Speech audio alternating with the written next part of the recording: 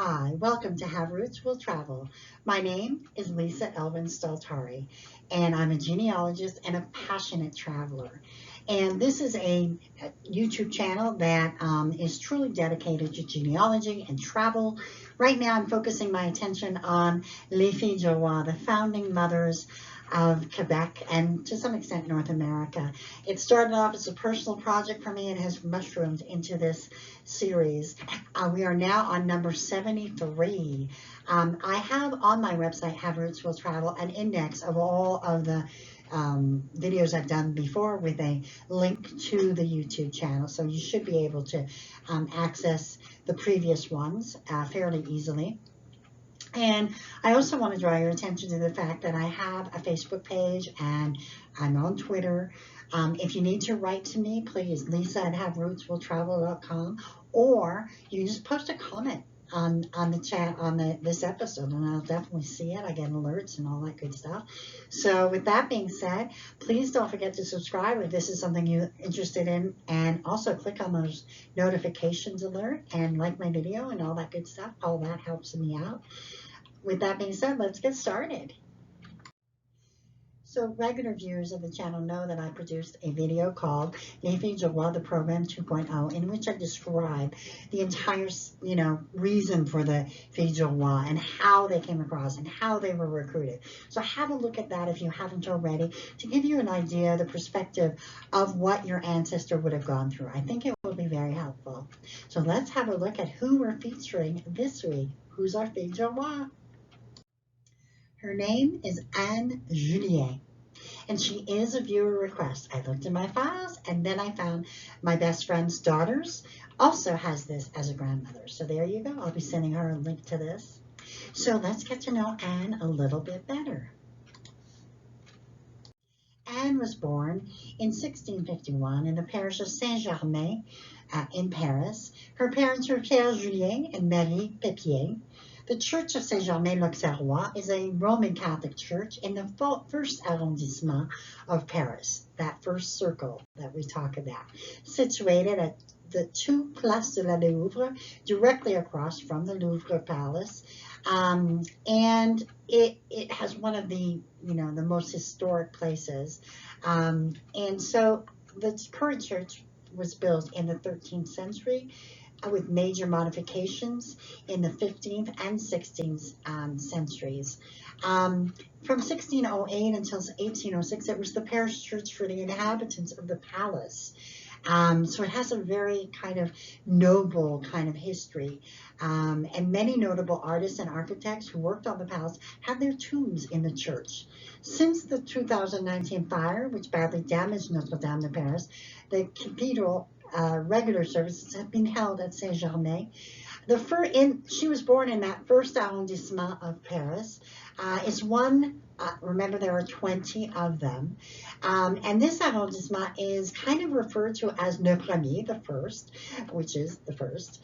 And it is also known as Le Louvre because it's, right there by the Louvre Museum.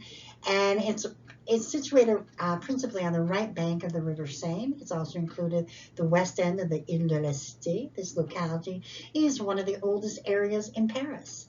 The Ile de la Cité having been the heart of the city, conquered by the Romans in 52 BC, if you can believe it. And while some parts of the right bank date back to the early Middle Ages, it's the least populated of all of the arrondissements and one of the smallest. So it really is one of those cultural places in Paris that everyone goes to. And this is where our girl Anne is from. So let's find out why she comes to New France. Well, like many, many Filles du Roi, she lost her father, and I'm sure her mother said this would be a good opportunity for you. That's sort of what I perceive in my head. She embarks on a ship bound for New France called La Nouvelle France and arrives in Quebec City on July 3rd, 1668. She would ultimately travel on to Montreal. Let's see where she ends up. She is one of a select group of women who ended up at the Maison Saint-Gabriel. Let's talk a little bit about this.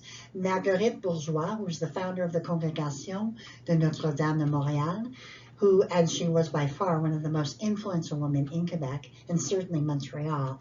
She was born in France in 1620, and in 1653, at the invitation of Paul de Chomedy, Sœur de Maisonneuve, she came with the Grand Recru and established the congregation and helped organize the church. The governor allowed her to use his stable as the first schoolhouse, and this in turn became the first public school in Montreal. She continued her work. She had a farm that she purchased at Pointe Saint-Charles to feed the poor, and this became the place where the girls would end up staying while they got their education, and they kind of got the lay of the land, and where the prospective husbands would come and show up and say, hey, I want to meet this girl. Just so you know, Marguerite Bourgeois was made a saint in 1982, and she was the first Canadian woman to be canonized. She truly was a remarkable human being. But let's find out who Anne selects. So she's waiting at the Maison Saint-Gabriel. So if this is your descendancy, you can actually go and visit the Maison Saint-Gabriel. Very, very interesting. So the groom that selects her and who she selects, his name is Nicolas Choquet de Champagne, and he was born in 1644 in Amiens in the province of Picardy. His parents were Nicolas Choquet and Claudine Grouin. Amiens is a city in the Hauts-de-France region bordering the Somme River in the ancient province of Picardy. You can see the picture on the left. I mean, it looks just amazing to me. Just beautiful. Its population in 2019 was about 135,000. So it is not the small little village that many of them come from. You can see on the map how north it is, okay, so you really can see that. And its history dates from the 5th century and has been an important part of French history ever since. The picture on the left is the main part of the town next to the river.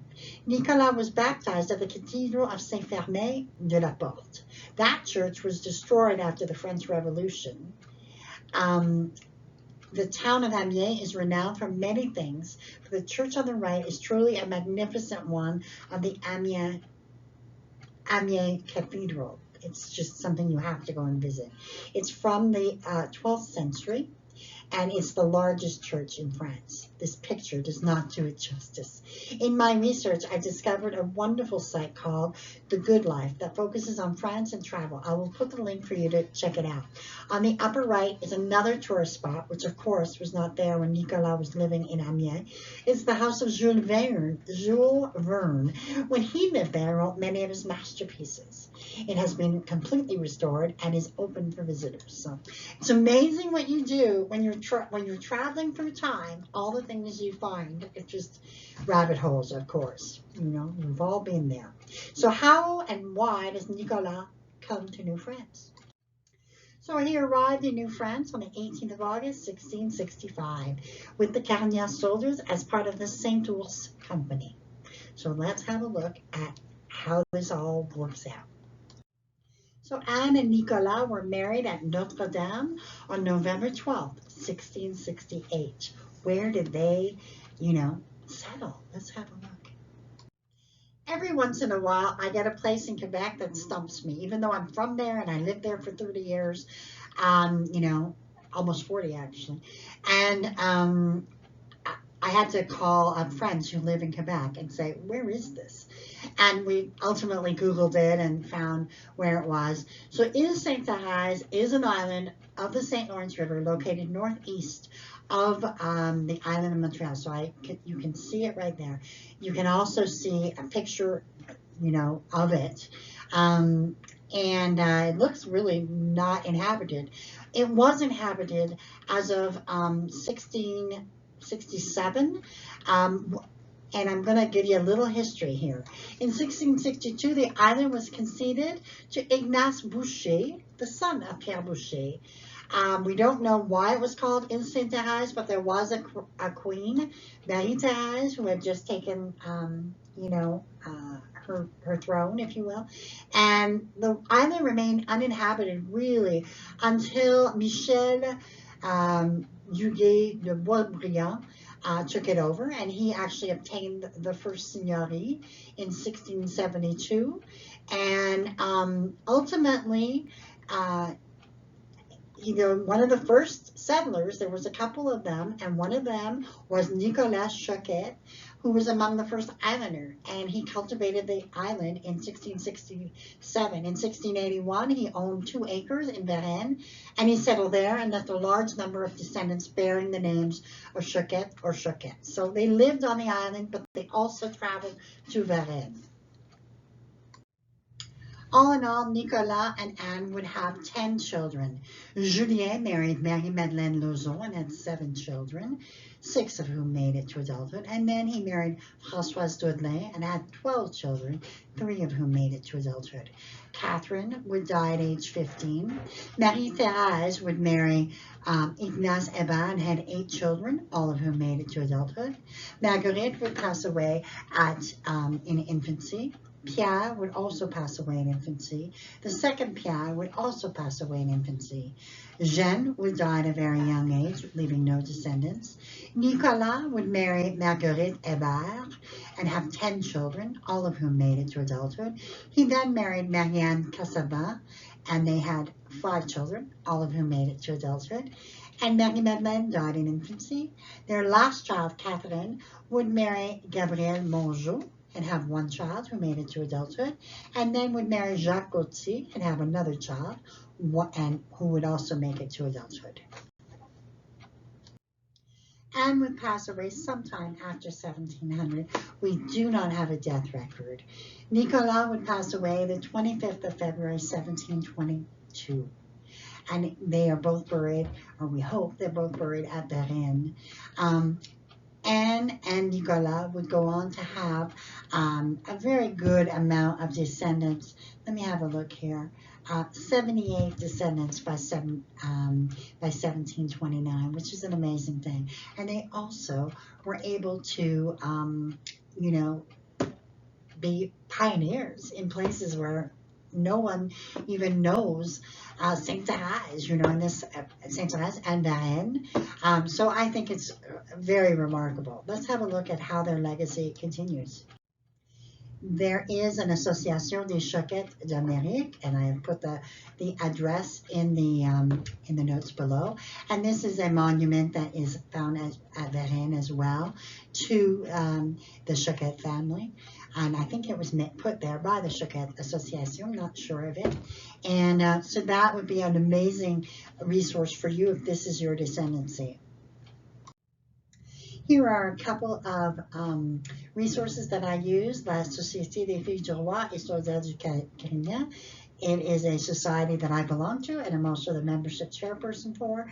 Even before I was a member, though, I would go on there and use a lot of the resources they have for non-members. And now that I'm a member, there's lots and lots of things that I can have access to. It's remarkable, and you get a wonderful certificate once you join. Another resource I have found lately is a Facebook group called Filles du Roi Descendants, which I absolutely love. I think they're amazing. And then we have La Migration, the website Migration, which should be called Everything You Ever Wanted to Know About Les Filles du Roi, because it has so many resources. So please, please refer to that. I have actually posted their address there, and I would heartily urge you to look it up. And with that, we end our story of Nicolas Choquet and Anne Julien. They obviously were truly brave and very strong people. I get this sense from them. Even though they did not have necessarily extremely long lives, they weren't afraid of trying new places and exploring new environments, if you will.